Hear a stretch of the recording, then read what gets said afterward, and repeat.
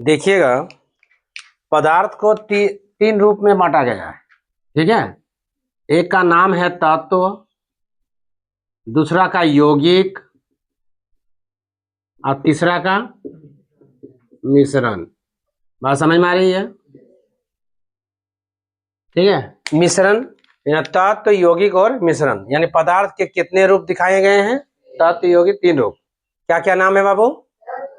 यानी पदार्थ के रूप कितने हैं? तीन। और कितने रूप दिखाए गए हैं? तीन। नाम क्या क्या है? तत्व, यौगिक और मिश्रण। देखिए, एक को नाम देखिए, लास्ट में जो मिश्रण दिया है, ये देखते ही पता चल जाए कि मिश्रण माने क्या होता है। मिश्रा हुआ, मिला हुआ, है ना। मिश्रण जैसे हम लोग मिक्सचर देखे हैं, नाम सुने हो? मिक्सचर माने क्यों? मतलब बहुत सारा मिक्सिंग होगा, है ना। मिक्सचर कितने आदमी खाए हुए हैं? खाए हो? उसमें बहुत कुछ मिला रहता है कि नहीं? तो इसी तरह यहाँ एक इसको इस पदार्थ को समझ आ रहा है कि बहुत कुछ मिला होगा, मिला होगा। नाम से पता चल रहा है ना। अब तत्व, यौगिक आता है, तो पदार्थ इसी तीनों को दो रूप में बांटा। एक को शुद्ध नाम रखा, एक को अशुद्ध। तो शुद्ध पदार्थ में दो आया, तत्व यानी यौगिक, और अशुद्ध में आया मिश्रण। और मिश्रण को दो भाग में बांटा, एक समांग मिश्रण और एक विषमांग मिश्रण।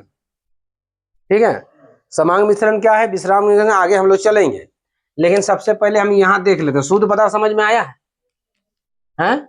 जो ऐसा तो सिर्फ अपने आप से बना, किसी और पदार्थ से मिलकर नहीं बना होगा, सिर्फ अपने ही शुद्ध कहलाएगा। बात समझ आ रही है? माने वैसा पदार्थ जो किसी का मिक्सिंग ना हो, कोई तरह का ना हो। बात समझ आ रही है? किसी पदार्थ का अंश भी ना हो, सिर्फ वो अपने आप का बना हुआ तत्व कहलाता है, यौगिक कहलाता है। बात समझ आ रही है? अब एक थोड़ा तत्व क्या चीज है वो थोड़ा समझ लीजिए। हम एक लेते हैं, क्या? लोहा ले लेते हैं। क्या लेते हैं बेटा? लोहा। थोड़ा समझ लीजिए, फिर आगे हम लिखाएंगे कि लोहा क्या चीज है। मान लो ये लोहा का टुकड़ा है, ठीक है। इसको काटिएगा तो क्या भाग हो जाएगा? दो भाग। फिर एक भाग को ले लीजिए, फिर काटिए, क्या भाग होगा? फिर दो भाग में से फिर एक भाग को ले लीजिए, फिर काटिएगा तो क्या भाग होगा? फिर दो भाग होगा। फिर काटिए तो फिर दो भाग होगा, ठीक है। फिर काटिएगा तो क्या होगा? तो भाग ऐसे होगा। आप जैसे ही काटना शुरू करेंगे, दो भाग ना हो के क्या हो जाएगा? चूर चूर हो जाएगा। बात समझ में आ रही है? जैसे ही आप काटना शुरू करेंगे पदार्थ को दो में, तो ऐसे दो भाग ना हो के क्या हो जाएगा? चूर चूर हो जाएगा। बात समझ आ रही है? जस्ट जैसे ही काटेंगे, उसे चूर चूर होने वाले भाग को ही हम लोग क्या कहेंगे? तत्व कहेंगे, एलिमेंट कहेंगे। बात समझ में आ रही है? कब तक? जैसे ही आप काटना शुरू करेंगे और दो भाग ना होके क्या क्या हो जाएगा?